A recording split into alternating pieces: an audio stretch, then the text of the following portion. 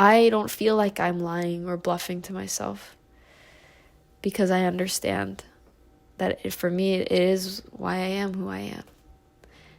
And so my pain is my gift. My pain is my gift.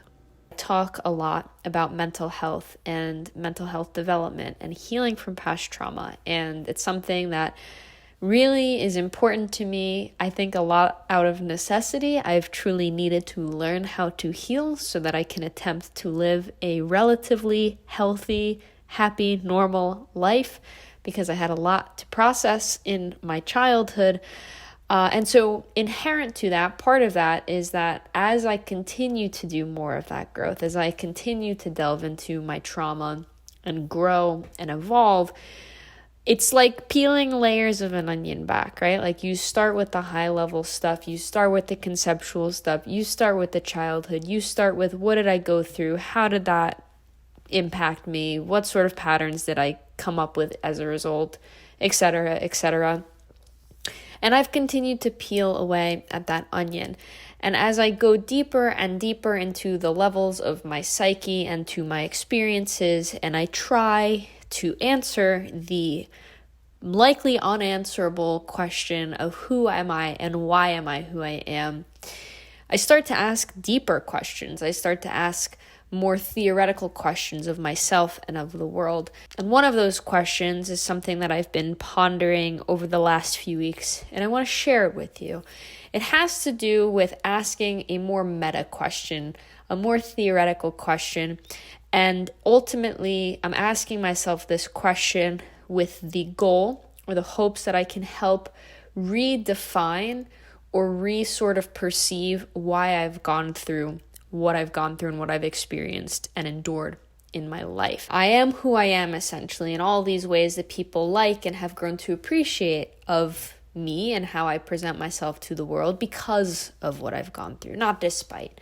It's the hardships that I've gone through in life that have taught me how to be strong. It's the risks that I've been forced to take that got me comfortable with getting out of my comfort zone, and relinquishing control has helped me feel more stabilized in my life.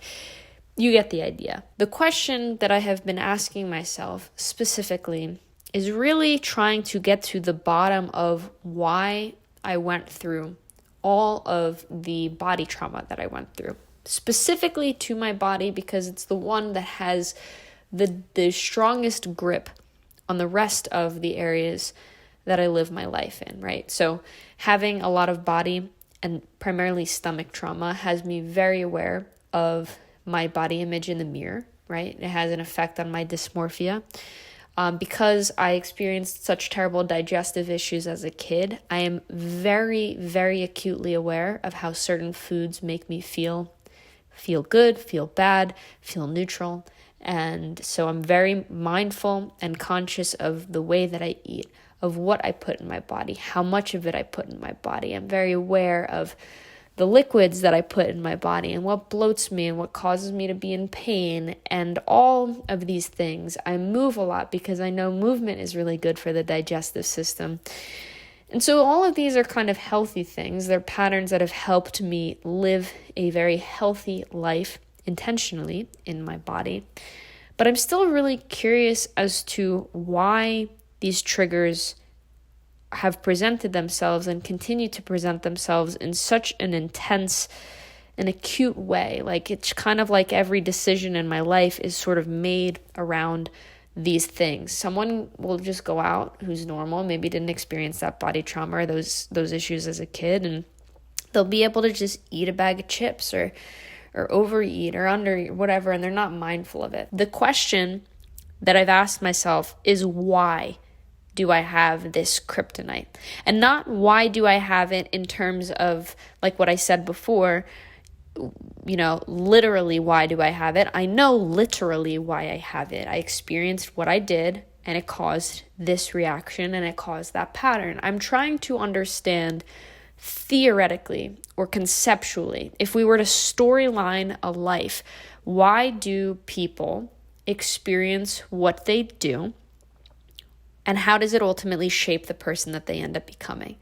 Why do I have this kryptonite? Why is my body my kryptonite? Why do things hurt us? The reason I'm asking myself this question conceptually as opposed to just literally is because I know the literal answer, but the literal answer has not healed my issue. I think a lot of times people say, and I've again said this about myself and I've said this to other people, awareness oftentimes can be like 90% of the battle or even 100%. Like sometimes you just need to become consciously aware of what happened, and that awareness, that shift of something from the unconscious to the conscious can be enough for you to feel free of it. Because you understand, like you become almost like you get at peace with the thing that was irritating you because it was confusing, and there's fear and confusion and all that stuff that kind of just gets washed away when you're aware. Well, I've been literally aware for a very long time, and it still is something that I struggle with today. So I need to give you some background for this maybe to make sense. It probably won't make sense unless you have body trauma or unless you have a presentation of body trauma that's very similar to mine. I imagine that most people have no idea what this feels and have rarely, if ever, known what this feels like. But it feels like the pressure that is inside of me physically, not even mentally, physically, is much higher than the pressure that exists outside of me in the rest of the world. The closest comparison that I can make to you that you might understand is when you eat way too much food and salt and you drink water and you're just super bloated and super distended and you feel extraordinarily distended in the gut. There's just way too much going on over here, and the only things that you know will make you feel better is to pee and to relieve the pressure that is building on the inside of you. It's like that with a combination of there being a foreign object inside you that you know is not supposed to be in there. Think a cancerous mass or something that's lodged its way into you, or anything that's not supposed to be in there. It's kind of like a foreign body or a foreign invader that you know is inside of you that you need to get out. So that distended feeling is coming from something that you know doesn't belong and is not safe to you. That's how I experience my stomach on a daily basis. And that probably sounds really intense. And honestly, I'm not going to lie to you, it is. It's extraordinarily intense. I think I've experienced that feeling for so much of my life that it definitely doesn't feel normal. I know this is not a normal feeling, but I've grown accustomed to it. I've learned how to tolerate it and live with it so it doesn't feel like an active trigger all of the time. If I feel unwell like this all the time, then I'm going to become really aware most of the time of what makes me feel good and what doesn't make me feel good. And so maybe I was destined to live a really healthy lifestyle in this lifetime, right? Like I eat healthy and I work out and I move my body and I'm doing all of the things that a healthy person would do. It's like maybe that's why this is my kryptonite, because I'm supposed to be a healthy person. And so feeling this outsized pressure kind of forces me with a serious level of discipline or need, really. It's not discipline, it's a need to move and be healthy in all those ways. Maybe that's why. But that didn't feel enough to me. It really didn't feel enough to me because it just felt like I was leaving something critical to who I was on the table. And there's no way to explain to you why I felt that way other than just with the sheer understanding of the work that I've put in and the work that I've put in to understand myself, and just having this deep intuitive knowing and understanding and acknowledgement that my reasons had to go way beyond health. It just didn't feel like it was enough. I think it's a necessary condition, but it wasn't a sufficient condition. I only really happened to stumble upon the answer, and I stumbled upon it very graciously a few days ago. You see, a few days ago, I woke up and I had one of these rare, ultra rare moments really, were the pressure that I described as being usually very intense inside myself, right? Like a high intensity of pressure inside compared to a lower pressure outside. In a very rare for me moment, I felt like the pressure inside matched the pressure outside. Like the pressure in here just went away, like air slowly releasing from a balloon. I felt in homeostasis with my environment. I felt totally empty. I didn't feel that foreign body or foreign invader feeling. I didn't feel distended. I didn't feel tense. I didn't feel full of a pressure that was constricting me from the inside out. I felt like nothing. And it was the most beautiful feeling in the world. And I wanted to bottle that feeling up for the rest of my life. There's no other way for me to put it. I laid down on the bed. I had not a thought in my head. And I said, I feel so good. I feel empty. I feel so still. And I thought in that moment, what's the most impactful thing that I can do with this feeling? Because it's so rare, and you could just want to do a bunch of different things. I could want to move, I could want to run, I could want to write about it, I could want to sit with it, I could want to text my friend about it, I could ask myself or criticize myself for why I don't feel this all the time. But I asked myself, what's the most important thing that I want to do with this feeling right now? And I remembered this question of the kryptonite that I had posed myself not too long before I had experienced this.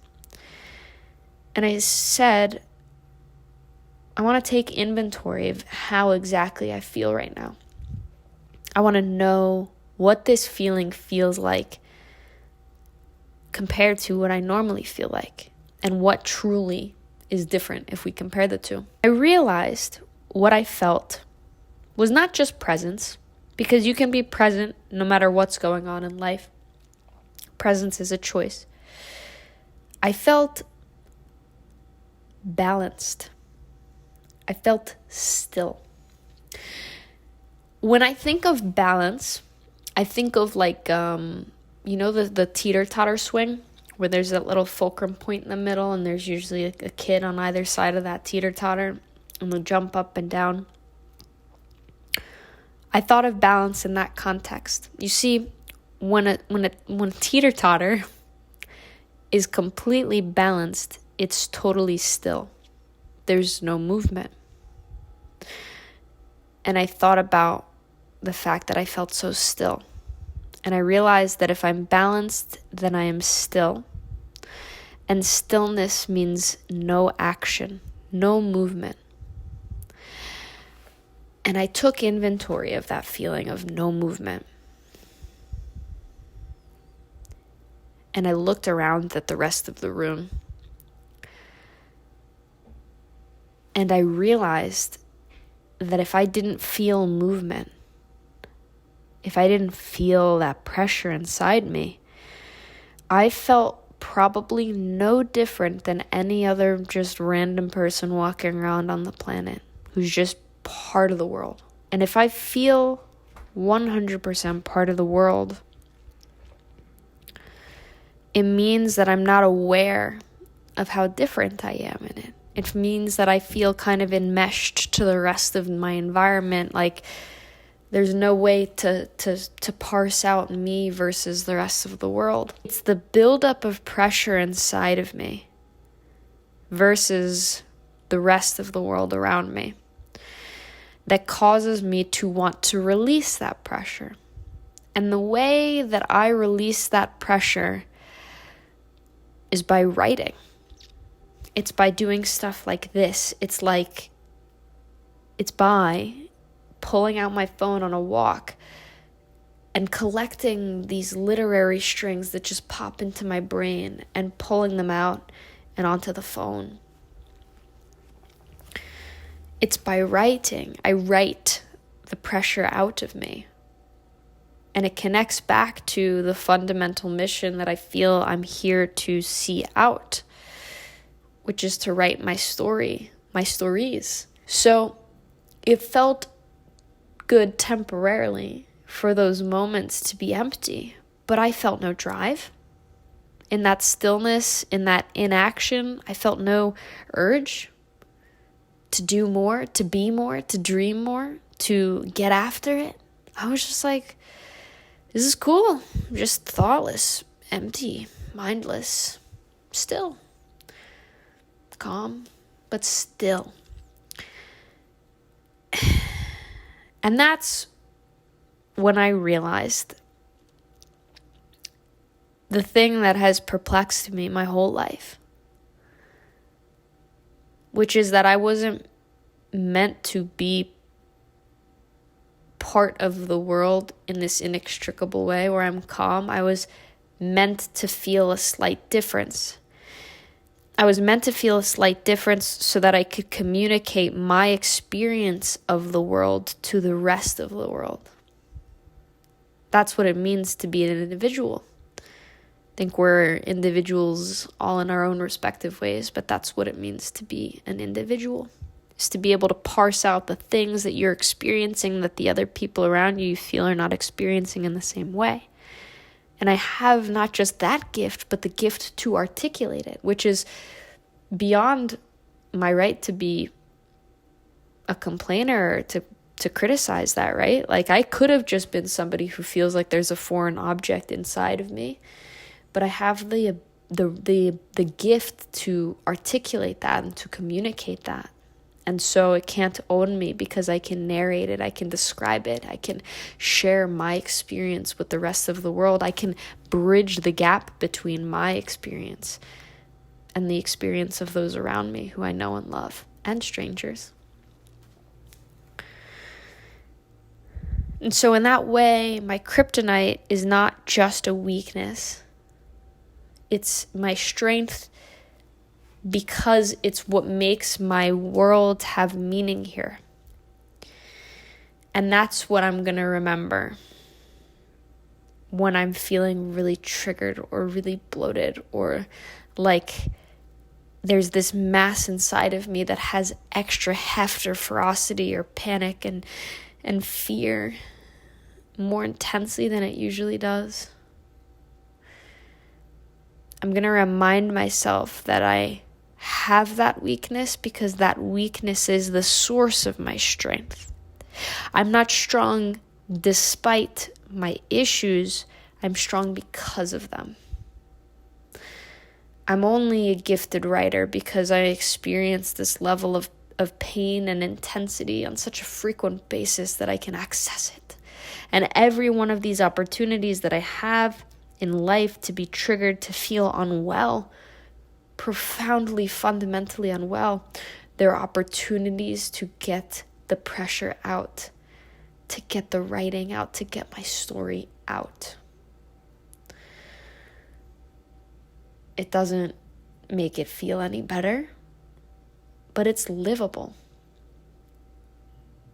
And I feel so damn good that I finally figured out why, beyond the literal why of what I experienced and what it caused, but the conceptual, theoretical storyline why of who I am. If you need to tell yourself a different story about who you are or why it is that you are who you are, give yourself the permission to do that. Give yourself the permission to come up with a fictional, elaborate, three-dimensional character arc for why you have your kryptonite or your Achilles heel and what it means to you and the rest of the world. I don't feel like I'm lying or bluffing to myself because I understand that for me it is why I am who I am. And so my pain is my gift. My pain is my gift.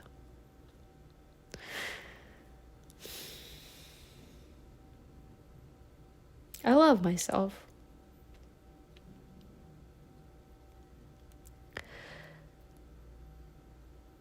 All I have to do is just keep enduring it and get it out. And I'll write it out one day. And maybe then I'll be really at peace. and calm and still, and stillness will mean something else. It'll mean something more beautiful. But I'll take this for now.